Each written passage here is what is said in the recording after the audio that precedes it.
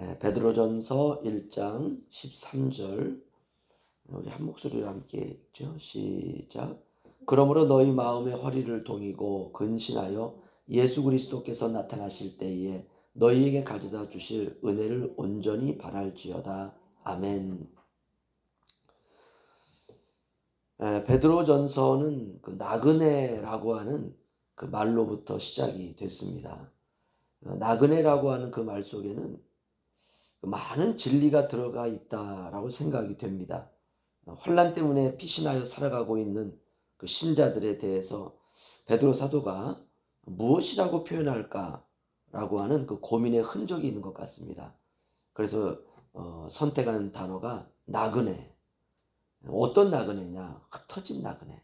뭉쳐진 나그네가 아니라 흩어진 나그네입니다. 먼지처럼 이렇게 흩어져 보이는 나그네죠. 초라해 보인다는 것입니다.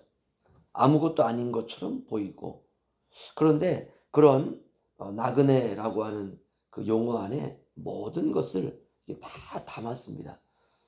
그러니까 세상을 살아가는 신자의 현실은 바로 그 나그네라고 하는 그 삶 속에 있지 않나라고 생각이 듭니다. 이 세상에 과연 천국이 있을까?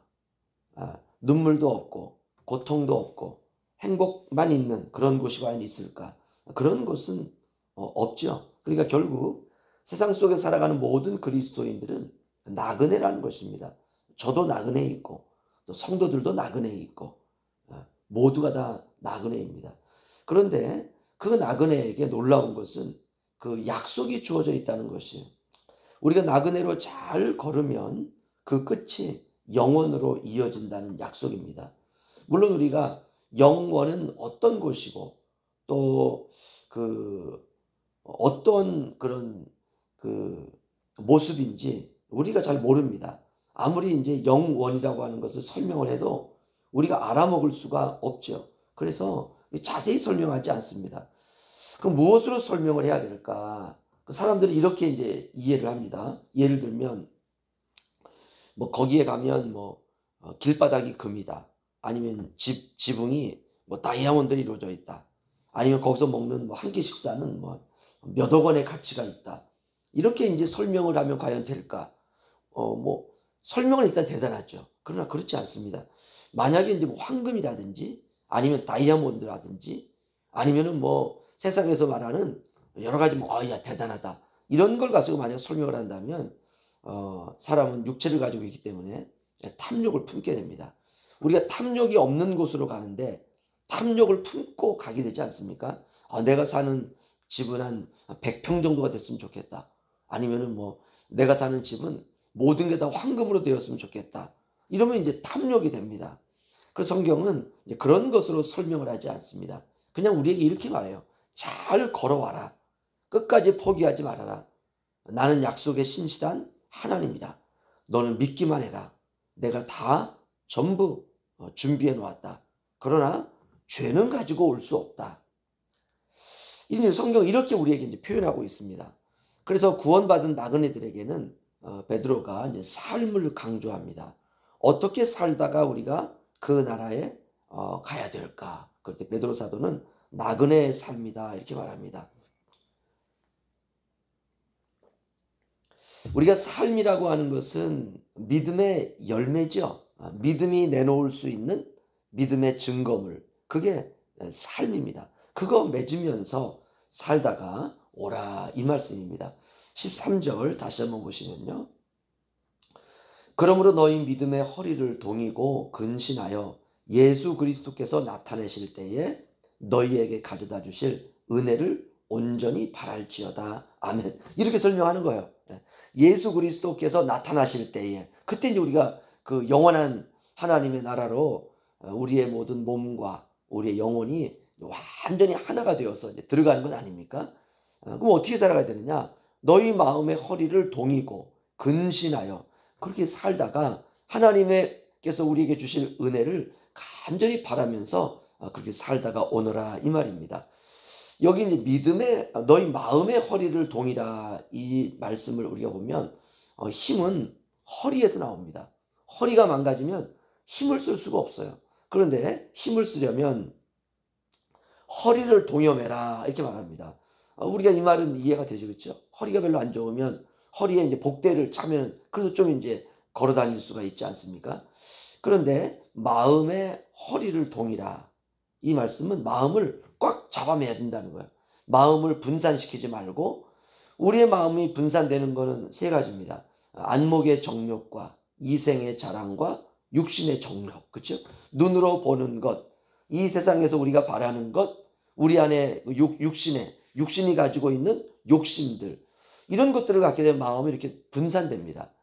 지금 베드로 사도는 마음의 허리를 동이라, 분산되지 않도록 하나님 말씀으로 마음을 꽉 잡아매라 이것이죠. 이렇게 우리가 하나님 앞에 살아갈 때 우리가 천국으로 나그네로서의 삶을 우리가 이어갈 수가 있습니다. 그러니까 우리가 마음의 허리를 동이라 이 말은 일종의 다이어트입니다. 마음속에 있는 것들을 다이어트하라는 것이에요.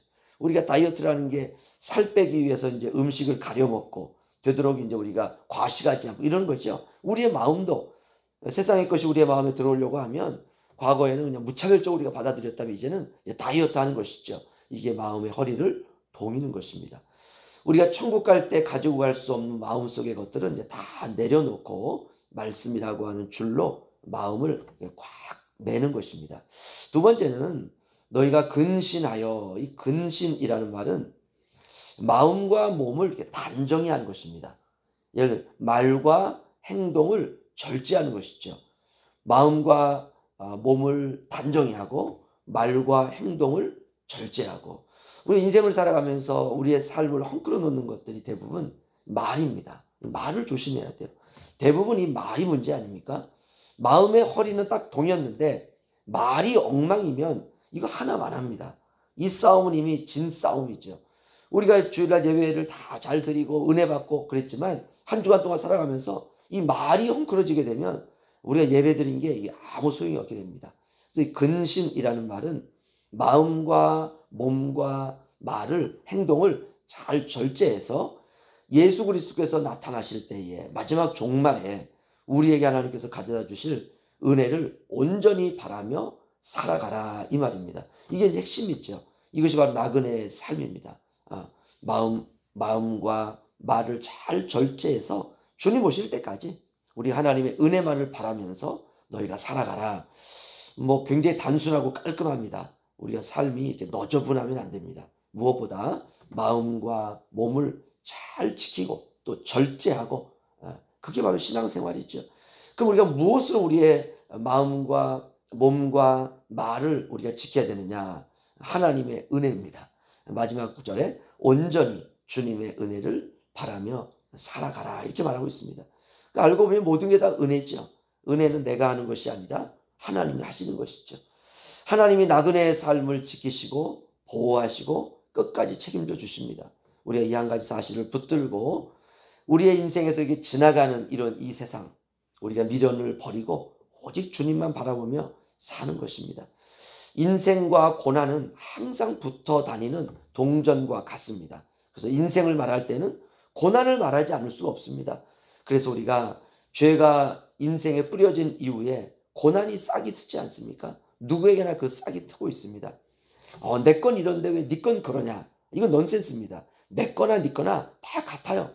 나에게도 고난이 오고 너에게도 고난이 오고, 그런데 그 고난을 살아갈 때 그 고난 속에 숨겨놓으신 하나님의 뜻이 있습니다. 그것은 바로 나를 가장 나답게 만들어 가시는 하나님의 계획입니다. 2025년 세계 인구가 약 81억 명이라고 그래요. 작년보다 1억 명이 늘었습니다. 그런데 81억 명의 인생을 보면 다 달라요. 참 놀랍지 않습니까?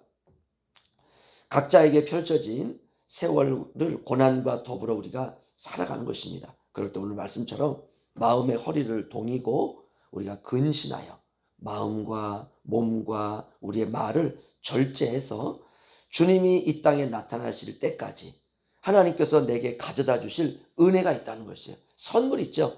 은혜라고 하는 말은 선물입니다. 주님이 오실 때 우리에게 가져다 주실 그 선물을 우리가 온전히 바라면서 우리가 살아가는 것, 이것이 바로 세상 속에서의 나그네의 삶입니다. 우리가 이 나그네의 삶을 믿음으로 오늘 하루도 끝까지 잘 인내하며 승리하시기를 주의 이름으로 축원합니다.